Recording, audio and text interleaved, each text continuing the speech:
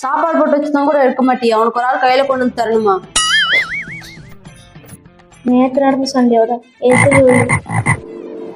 எதிரொலியும் இல்லை ஒளியும் ஒளியும் இல்லை. இப்போ பாரு அதை எப்படி சமாளிக்கிறேன்ட்டு. ஏமா நான் காலையில் கடைக்கு போவேல முன்ன மாதிரியே ஒரு லேடியை பார்த்தேன். இன்னைக்கு இவனுக்கு வாயில சனின்னு நினைக்கிறேன். ஆமா, அந்த லேடி என்ன அழகா இருந்தாங்களா? ஐயோ, நல்லா இருக்குன்னு சொல்றதா நல்லா இல்லைன்னு சொல்றதா எப்படி சொன்னாலும் சண்டை கன்ஃபார்ம். ஓ, இதுக்கு பேர் தான் தவளை தன் வாயில் எடுன்னு சொல்லுவாங்களே, அதுதானா இது? இவன் வேற. என்ன கேட்ட கேள்விக்கு பதிலே வரல. ஒரு முடிவோட தான் வந்திருக்கா போல இருக்கே. என்னப்பா எப்ப பார்த்தாலும் அம்மா உங்களுக்கு பழைய சாப்பாடாவே கொடுக்குறாங்க.